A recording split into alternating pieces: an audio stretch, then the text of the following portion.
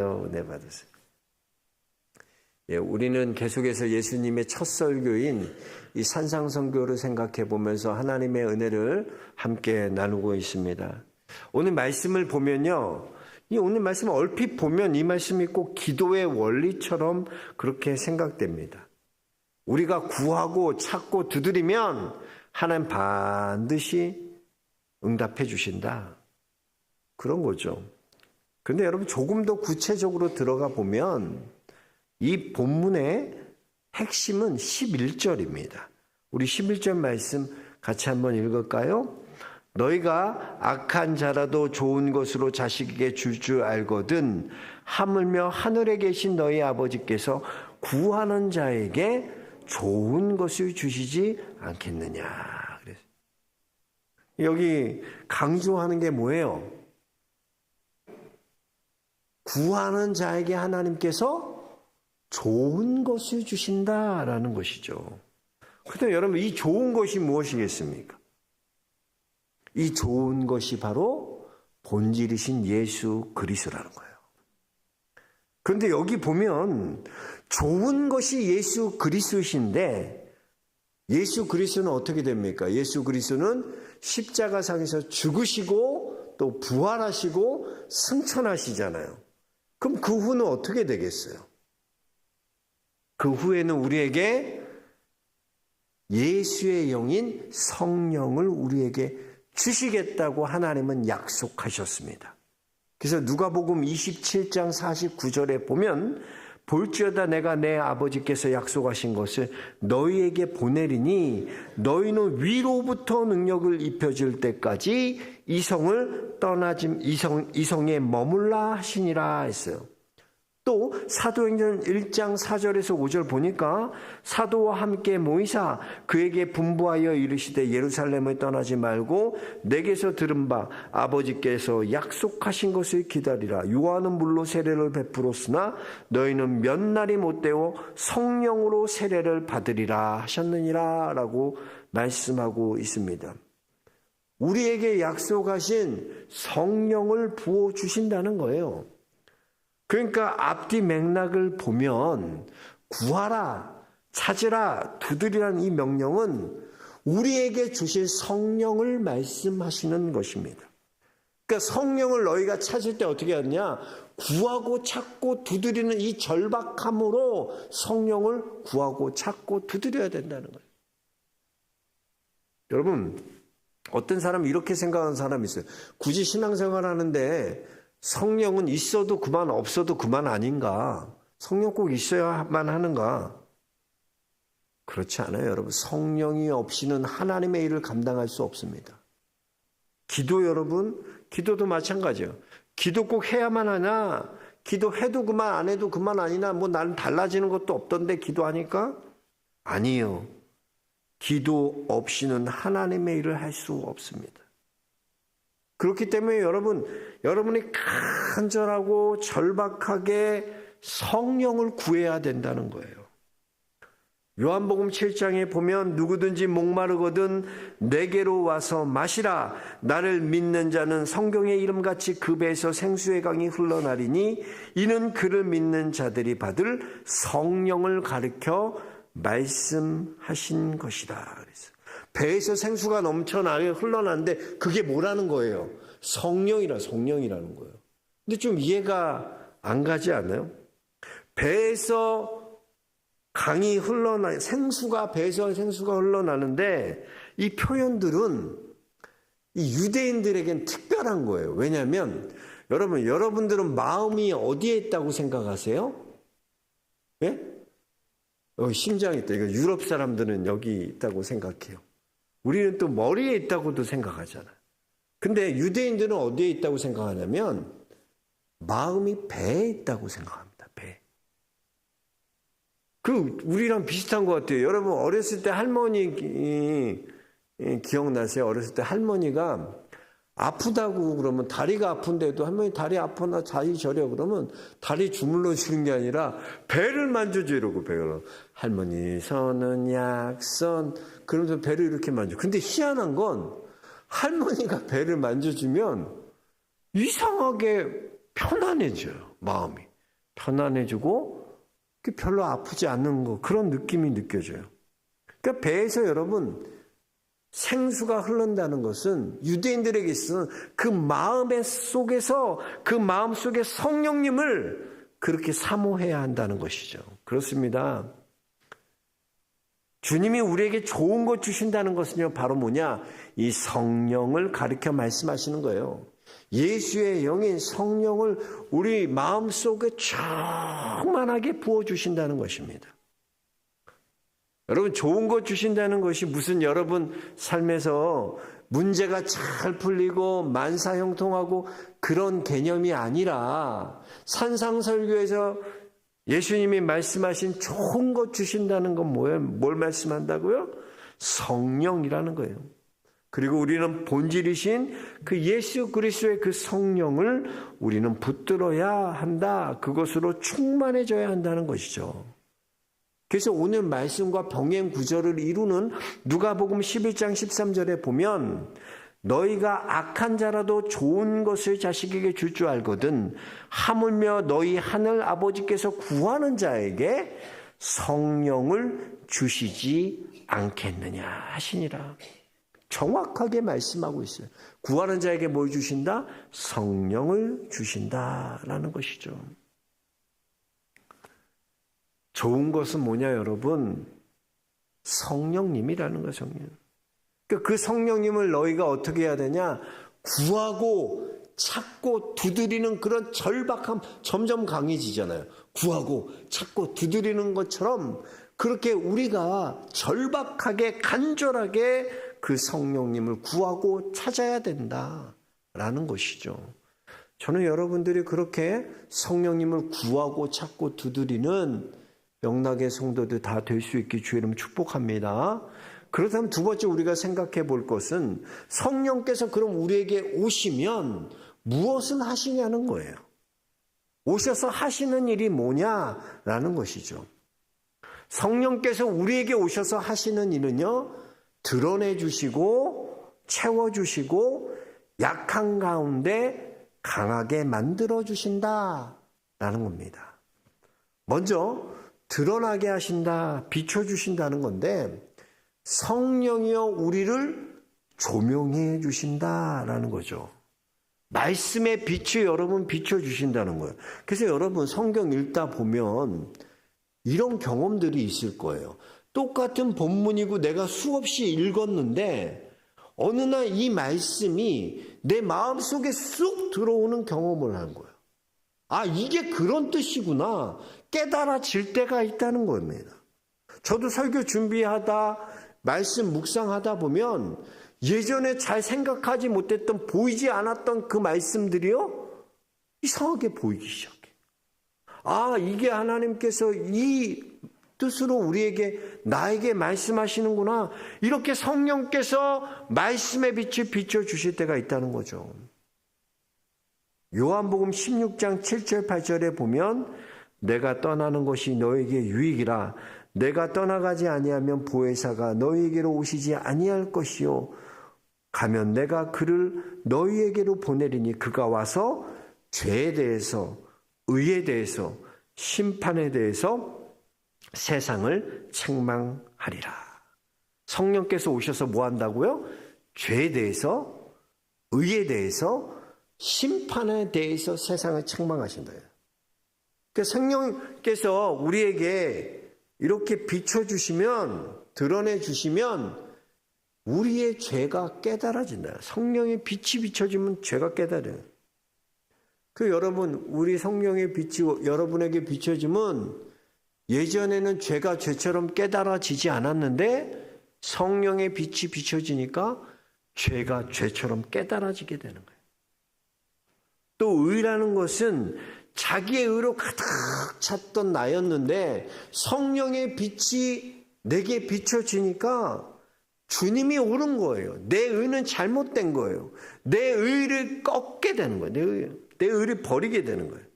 여러분, 성령의 빛이 비춰져야 내 의가 깨지고요, 내 고집을 버리게 되는 겁니다. 또 심판에 대해서라는 것은 성령의 빛이 우리에게 비춰지면 지금까지는 내가 재판장이 돼서 내가 판단하고 내가 결정했는데 이제는 최후의 심판이 하나님이 결정하시는 것이라는 거예요. 그걸 깨닫게 된다는 거예요. 아, 내가 내 인생의 재판관이 내가 아니구나. 최후로 하나님이 결정하시는 거예요. 그렇습니다. 여러분, 복음의 핵심이 무엇입니까? 죄에 대하여, 의에 대하여, 심판에 대하여 성령께서 우리에게 빛을 비춰주실 때 깨달아지는 거예요. 깨달아지는. 저는 우리 영락의 성도님들이 성령의 빛이 비춰져서 죄에 대해서, 의에 대해서, 심판에 대해서 깨달아질 수 있는 그런 성도들 될 수 있게 주님 축복합니다. 두 번째, 성령께서 하시는 일은 뭐냐? 채워주신다는 거죠. 채워주신다. 여기 컵에 물이 담겨져 있는데 보통 여러분 빈 컵에 공기가 담겨져 있잖아요. 근데 이 담겨진 공기를 어떻게 하면 없애버리죠? 사라져버리게 하죠? 빈 그 컵에 공기가 가득 차 있을 텐데 그 공기를 없애는 방법이 뭡니까? 이렇게 가득 물을 채워놓으면 공기는 사라지게 되어 있죠. 여러분, 우리 인생도 마찬가지예요. 죄를 없애는 거 여러분 쉬워요, 어려워요? 쉽지 않아요. 우리는 죄의 공장이기 때문에 죄가 만들어지는 곳이 우리예요. 근데 이게 죄 없애는 게 쉽겠습니까? 어렵죠. 죄를 없애기 위해서 어떻게 하나? 우리 안에 가득한 이 죄를 밀어내야 되는데 뭐로 밀어내나? 성령의 충만함으로 채워져야 죄를 이기게 되는 거예요. 그 죄를 이기는 길이 뭔가? 죄를 없애는 게 아니라 채워야 돼. 뭐로? 성령으로 채워야지 죄를 이기게 되는 거예요. 여러분, 우리가 말씀 충만하면요, 우리의 의는 자동적으로 사라지게 됩니다. 똑같은 맥락에서 여러분, 우리 안에 있는 두려움, 불안함, 그런 좌절, 이런 근심, 걱정, 이런 거 어떻게 이길 수 있겠습니까?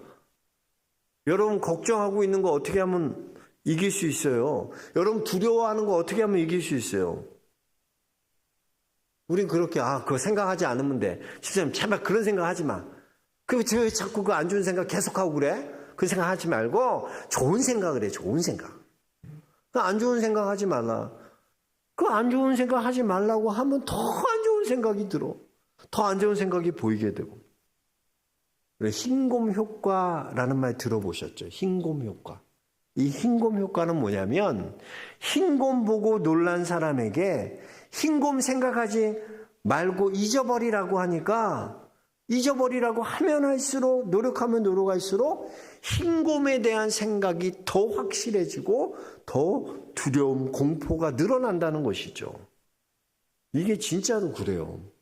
저는 고소공포증이 있어요. 고소공포증.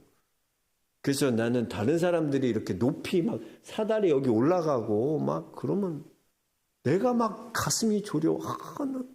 보는 것조차 무서워해요. 저는 높이 올라가는 거. 근데 우리 그 전 교회 있을 때 우리 부목사님들이랑 같이 장가게 부부에서 장가게를 갔어요. 그 중국 장가게. 근데 장가게 거기 가면 유리잔도라고 있잖아요. 유리로 된 대협곡 해갖고 유리로 밑이 절벽이야. 근데 여기에 지나가야 되는 거야. 다 지나가. 근데 목사님들이 내가 고소공포증 있는 거 아니까 목사님들이 그런 거야. 박 목사님, 안 무섭다, 안 무섭다, 안 무섭다 생각하면 안 무서운 거야.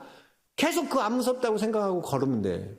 근데 내가 입으로는 안 무섭다, 안 무섭다 그렇게 걸어요. 그리고 생각도 안 무서워. 안 무서워. 그런데 이렇게 보면 유리가 깨질 것 같은 거야, 나는.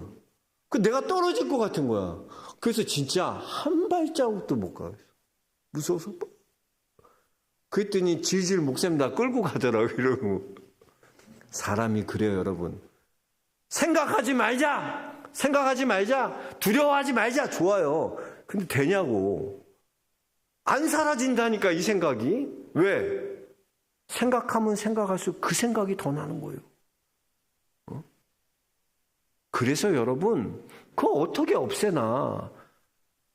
죄를 없앨 수 없어요. 두려움 없앨 수 없어요. 근심 없앨 수 없어요. 근데 없어지는 방법이 있어요. 여러분이 성령을 우리 안에 가득 채우면 두려움이 물러가고요. 죄가 물러가고요. 모든 걱정, 근심이 사라지게 돼요.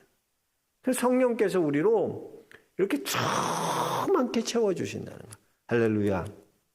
성령이 채움받아야 돼. 그 성령께서 오셔서 뭐 하시나? 우리로 이렇게 충만케 채워주신다는 거예요. 그리고 성령께서는 어떻게 하시나? 약한 나로 강하게 하셔서 강하게 만들어 주신다는 거죠. 강하게. 그 약한 거 보면 참 다윗이 좀 그런 것 같아요. 다윗이 왕이 되고 나서 사무엘상 11장에 보면 10장인가? 하나님의 법궤가 이렇게 들어오잖아요. 그럼 왕이잖아, 자기는.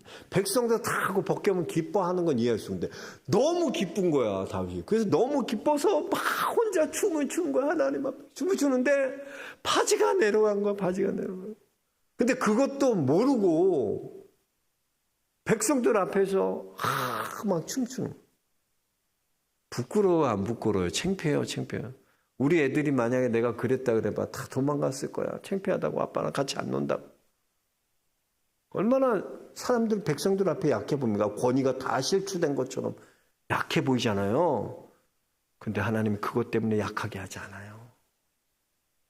오히려 그것 때문에 다윗을 더 강하게 만들어줘. 하나님 앞에 그 모습을 하나님은 기억하시고. 우리가 그래. 나는 약하기 때문에 하나님 사용할 수 없다고 생각하거든. 나는 부족하기 때문에 목사님 난 교회 다닌 지도 얼마 안 됐고 부족하고 그래서 하나님 안 쓰세요. 근데 그렇지 않아요. 약한 모습 그대로, 부족한 모습 그대로 하나님께서 불러주셔서 하나님이 사용하셔. 그걸 통해 어떻게 되냐? 내가 나는 약해, 못해가 아니라 나는 약하지만 우리 하나님은 강하시구나. 그래서 이 일이 되게 하시는구나. 이걸 깨달아지는 거예요, 여러분. 나는 약해요, 부족해요, 맞아요. 근데 일이 되지 안 되는 게 아니라니까.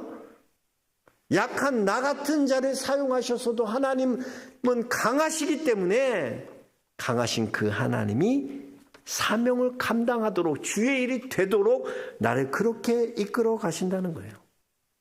나의 강함이 아니라 하나님의 강함이 나를 이끌어 가신다는 거예요. 그렇습니다, 여러분. 성령께서 여러분을 붙들어 주심을 믿으십시오. 내가 약해도 괜찮아요. 부족해도 괜찮아요. 성령께서 여러분들을 이끌어 가시오. 왜? 강하신 성령께서. 그 성령을 믿고 붙드는 영락의 성도들 될 수 있게 주님 축복합니다. 그리고 마지막으로 성령께서 이렇게 오셔서 우리에게 비춰주시고 드러내주시고 채워주시고 약한 자로 이렇게 강하게 만들어주셔서 뭘 하시려고 하실까? 이런 걸 주시는 역할을 하셔서 우리로 인해서 하는 목적이 뭐냐는 거예요. 왜 그렇게 하시냐는 거예요. 목적이 뭐예요? 그 목적은 뭐냐면 우리로 주의 복음을 증거하는 데 있습니다. 우리 마지막 12절 말씀 다시 한번 같이 읽어보겠습니다. 12절입니다. 그러므로 무엇이든지 남에게 대접을 받고자 하는 대로 너희도 남을 대접하라. 이것이 율법이요 선지자니라 했어요. 여기서 율법이요 선지자라는 것은 이것이 근본이다라는 말이죠. 우리가 이 말씀을 너무나 잘 알고 있어요. 이 말씀을 골든율, 황금률이라고 말하잖아요. 근데 우리가 예수님이 하신 말씀의 이 앞뒤 맥락을 이해하지 않고 그냥 들으면 이 말씀은 그냥 남에게 대접 잘하면 너도 더 대접받으며 살 거야 정도로 윤리적으로 그렇게 이해할 수밖에 없을 거예요. 들었을 때 어때요? 대접 잘하고 살아야 된다. 그래야지 너도 대접받는 삶 살 수 있다. 근데 여기서 대접하라는 것은 예수님 말씀하신 것은 그런 의미가 아니라는 거야. 그럼 윤리적으로 뭐 대접하면 너희도 대접 잘 받게 된다. 그런 개념이 아니라는 겁니다. 여기서 너희가 대접받았다는 건 뭔가, 너희가 뭘 대접받았나? 우리가 죄인이었던 너희가 예수 그리스도의 그 구속의 은혜로 말미암아 구원받지 않았냐? 그러니까 너희도 생명 대신 예수 그리스도께 대접받은 거잖아요, 우리가. 우리가 구원받은 게 내 의가 아니라니까. 대접받은 거예요. 생명 대신 예수 그리스도로 인해서 우리가 대접받았잖아요. 그렇다면 우리 어떻게 해야 되는 거야? 너희도 생명 대신 예수 그리스도로 남을 대접하라는 거야. 그 말이야, 그 말. 왜냐하면 당시 유대인들이 갖고 있었던 생각들이 어떤 생각이라고 그랬어요? 그들은 선민의식이 가득 차 있었다 그랬잖아요. 그러니까 나는 하나님의 백성이야 라는 생각만 하고 있었지, 그들이 해야 될 사명에 대해서는 잊고 살았어. 그래서 그들은 어떻게 생각했나? 나는 하나님께 택한 백성이고 이방인인 너희는 개와 돼지야, 개, 돼지 같은 것들이야 라고 말하고 생각했다는 거예요. 우리가 지난주에 우리 살펴봤던 말씀 7장 6절 말씀 보면 거룩한 것을 개에게 주지 말며 너희 진주를 돼지 앞에 던지지 말라라고 했잖아요. 근데 거기서 거룩한 것, 진주가 뭐라 그랬어요? 예수 그리스도라, 예수 그리스도. 그 본질이 예수 그리스도라고 그랬잖아요. 근데 서기관과 바리새인들은 본질인 예수 그리스도는 버리고 버리는 거야. 예수 그리스도 없음으로 살아가는 거야. 예수 그리스도를 핍박하는 거야. 버리는 거야. 그러면서도 우리는 선택받은 하나님의 백성이야. 너희는, 이방인들은 다 개 돼지야. 그러니 우리 예수님이 화가 나겠어, 안 나겠어? 너희가 바로, 그렇게 말하고 있는 너희가 바로 너희야말로 개와 돼지다라고 말씀하시는 거죠. 하나님의 백성이 해야 될 건 뭔가, 너희가 대접받았다는 거야. 생명 대신 예수 그리스도로 대접받았으면 너희도 생명 대신 예수 그리스도 대접하는 건 그게 너희가 해야 될 사명이야. 나는 선민이다, 하나님 백성이다, 구원받았다, 룰루랄라 룰루랄라 좋다, 이게 아니라 그걸 해야 한다는 겁니다. 이건 우리에게 동일하게 주시는 메시지예요. 여러분, 우리가 거저 구원받았습니다. 우리의 의가 아니라 우리는 예수 그리스도의 의로 구원받았어요. 그렇다면 우리가 무엇을 해야 됩니까? 당시 유대인과 같이 나는 구원받았어, 난 택한 하나님의 백성이야, 거기에 머물러 있어야 돼요? 아니요. 대접받고자 하는 대로 우리도 대접해야 돼. 생명 대신 예수 그리스도로 대접받았다면, 여러분이 생명 대신 그 예수 그리스도로 대접받았다면 여러분도 생명 대신 예수 그리스도로 대접하는 거예요. 우리가 마음에 품은 태신자들이 있습니다. 그들에게 여러분이 생명 대신 예수 그리스도로 대접받았다면 그들에게도 생명 대신 예수 그리스도로 대접하십시오. 그게 우리가 해야 할 사명이라는 거예요. 예수님은 그 말씀 하시는 거예요. 그 말씀. 한번 보세요. 단계적으로 이제 총 정리해 봅시다. 구하라, 찾으라, 두드리라. 점점점 강해지잖아. 우리는 그거를 그냥 기도의 원리다. 구하고 찾으면, 두드리면 하나님 주신다. 이 정도로 생각했는데 예수님이 말씀하신 구하라, 찾으라, 두드리라, 이것은요, 뭘 얘기하는 거라고요? 성령을 그렇게 너희가 간절히 구하고 찾고 두드려. 그럼 성령이 너에게 오실 거야. 그럼 성령이 오시면 뭔 일을 하는 줄 아냐? 성령이 오시면 드러내 주시고 채워주시고 약한 너희로 강하게 하실 거야. 그래서 너희가 해야 될 일이 뭔지 아니? 그래서 그걸 통해서 너희가 해야 될 일은 너희가 생명으로 대접받았다면 똑같이 너희도 거저 생명으로 되신 예수 그리스도로 대접하는 것. 그게 너희가 살아내야 될 삶이야 라고 예수님은 우리에게 가르쳐 주고 계시는 것입니다. 저는 여러분들이 깨달을 수 있기 바랍니다. 그 생명 되신 예수 그리스도의 말씀 깨닫고 우리 또한 이 사명 감당할 수 있는 여러분들 다 되시길 주의 이름으로 축원합니다. 하나님 감사합니다. 감사합니다. 우리로 깨닫게 하시고 또 귀한 말씀 통하여 구하고 찾고 두드리는 것이 어떤 것인지 그게 무엇인지 생각해 하심에 감사함을 드립니다. 주님, 우리가 그 성령님을 그렇게 구하고 또 성령님으로 충만해져서 우리가 거저받은 자로서 생명 되신 예수로 대접받았다면 우리 또한 생명 되신 예수 그리스도 대접하는 복된 삶 살아가도록 축복하여 주옵소서. 예수 그리스도 이름 받들어 기도하옵나이다. 아멘.